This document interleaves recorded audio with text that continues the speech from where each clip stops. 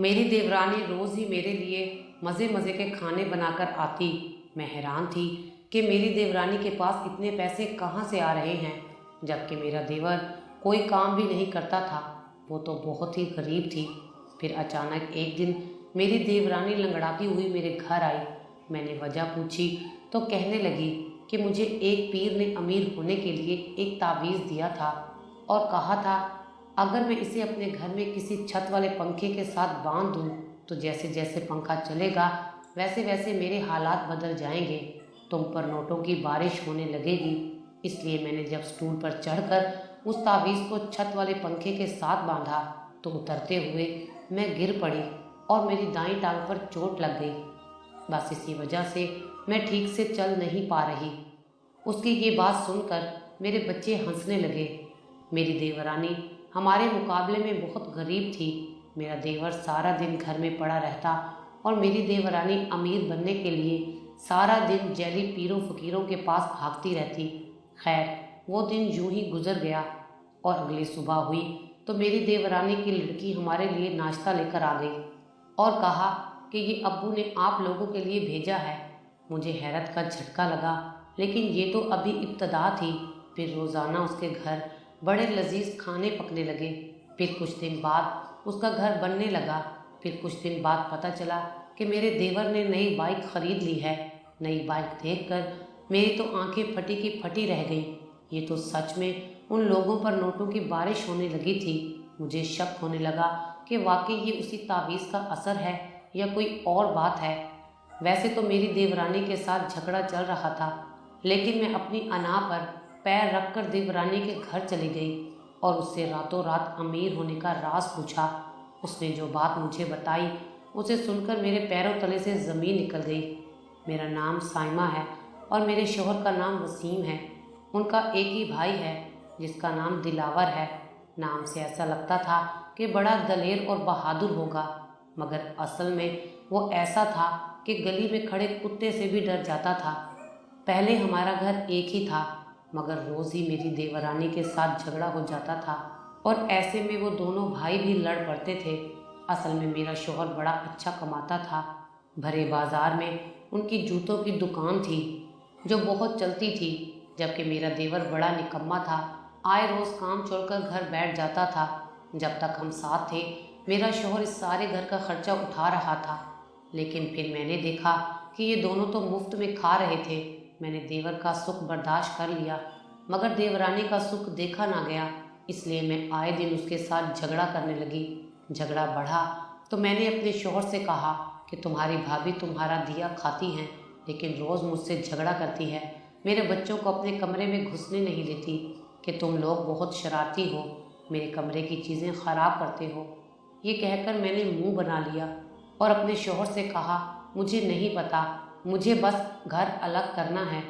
ये सुनकर मेरे शौहर ने कहा कि अभी मेरे छोटे भाई के पास कोई काम धंधा नहीं है, जैसे ही उसे कोई काम मिलता है तो मैं तुम्हारी ख्वाहिश पूरी कर दूंगा। लेकिन ये सुनकर मैं ज़िद पर अड़ गई। मुझे पता था कि अभी लोहा गर्म है, अभी मैं जो भी कहूँगी ये मान लेगा। वैसे भी ना इसके प्यारे भाई ने कोई काम करना था और ना ही ये घर अलग होना था। उसके काम धंधे तक तो ये बात पुरानी हो जाएगी। इसलिए मैं फ़ौरन अलमारी की तरफ बढ़ी और अपना सामान पैक करने लगी। ये देखकर वो घबरा गया और कहने लगा ठीक है, मैं सुबह होते ही तुम्हारी ख्वाहिश पूरी कर दूंगा। ये सुनकर तो जैसे मैं हवा में उड़ने लगी। शुक्र है इस मनहूस देवरानी से मेरी जान तो छूटेगी। खुशी के मारे मुझे सारी रात नींद नहीं आई। सुबह हुई तो उसने अपना वादा पूरा कर दिया और यूं मेरे शौहर ने घर के बीच में दीवार खड़ी करा दी। दीवार देखकर मेरे सीने में तो ठंड सी पड़ गई थी। मेरा देवर मेरे शौहर को कहता रहा कि ऐसा मत करो, मैं अलग नहीं होना चाहता, मगर मेरे शौहर ने एक ना सुनी और मैं अपनी देवरानी को देख रही थी। कमबख्त मेरे शौहर की कमाई खा रही थी और मुझ पर ये आंखें निकाल रही थी। अब मैं देखती हूँ कि ये कैसे गुजारा करती है। 2 दिन में उसे अपनी औकात याद आ जाएगी। मुझे पक्का यकीन था कि उसके शौहर ने कमाने तो जाना नहीं और उसे 2 दिन में मेरी कदर याद आ जाएगी। मैं उस रात सोई तो 3 बार मैंने ख्वाब में देखा कि मेरी देवरानी रोते हुए मेरे पास आई है और मेरे पैर पकड़कर कहती है प्यारी साइमा भाभी, मुझे माफ़ कर दो, मैं तुम्हारे एहसानात भूल गई थी। मैं कितनी एहसान फरामोश थी कि तुम्हारा दिया खाती रही और तुमसे ही लड़ती रही। प्लीज़ भाभी, मुझे माफ़ कर दो और इस दीवार को गिरा दो।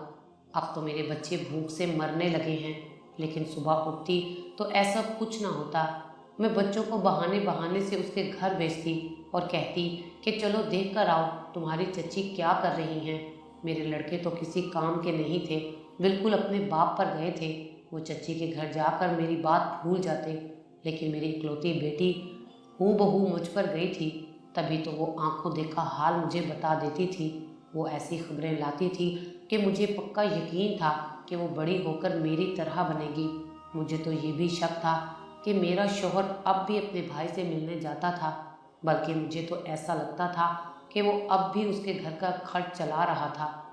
ये सही था कि जूतों की दुकान मेरे ससुर की थी, लेकिन अब उसे मेरा शौहर चला रहा था, जबकि मेरा देवर भी दुकान पर जाता था, मगर वो काम में दिलचस्पी ना लेने की वजह से जल्दी घर आ जाता था। बस इसी वजह से दोनों भाइयों में तकरार हो जाती और मेरा देवर काम पर जाना ही छोड़ देता।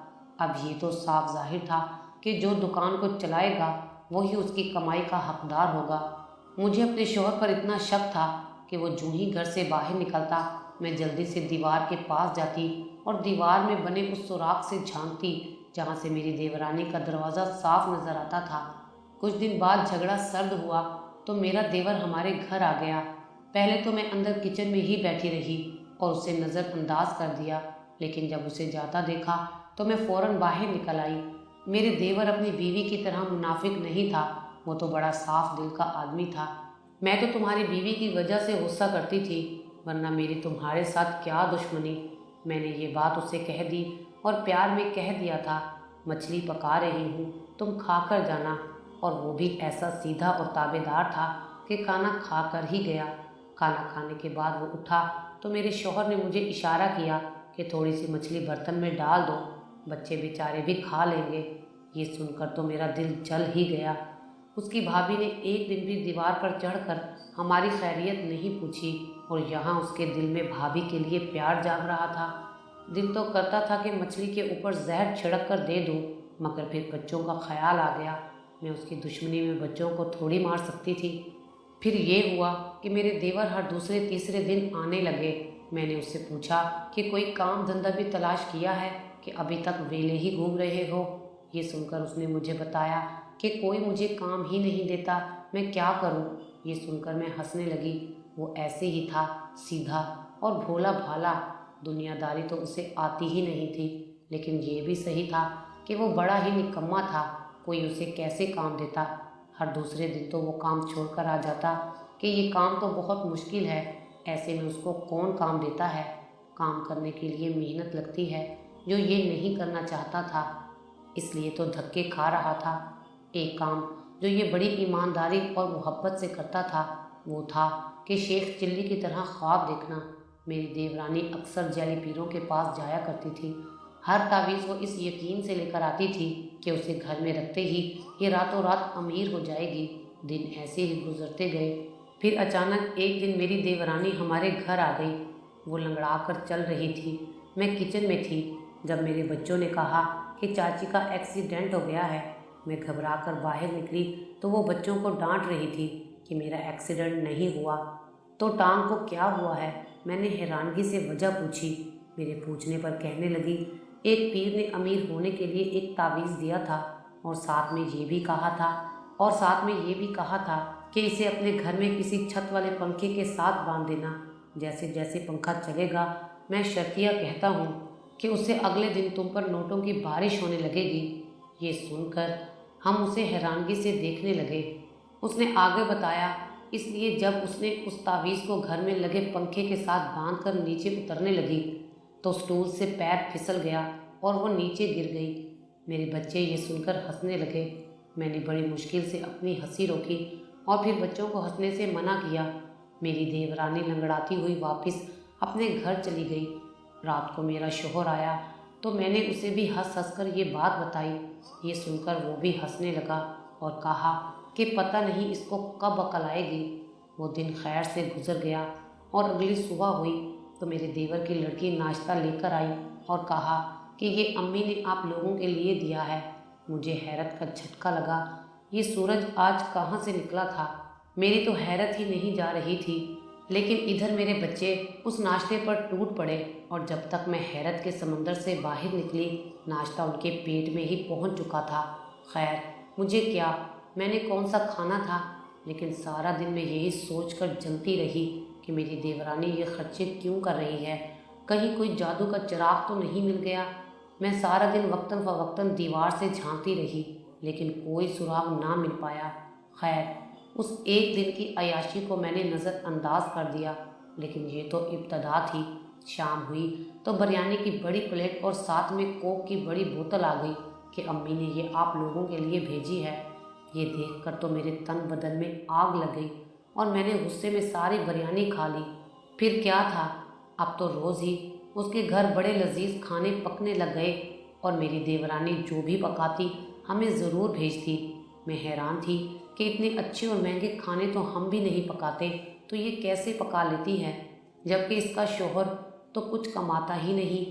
कुछ दिन बाद मेरी देवरानी का घर बनने लगा।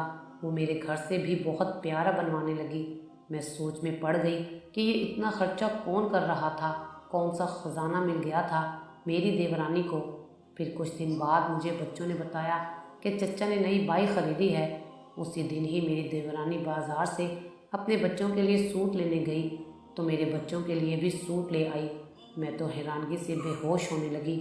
ये तो सच में उन लोगों पर नोटों की बारिश होने लगी थी। मुझे शक होने लगा कि पक्का ये उसी तावीज़ का असर था जो उसने किसी पीर के कहने पर अपने घर में छत वाले पंखे के साथ बांधा था।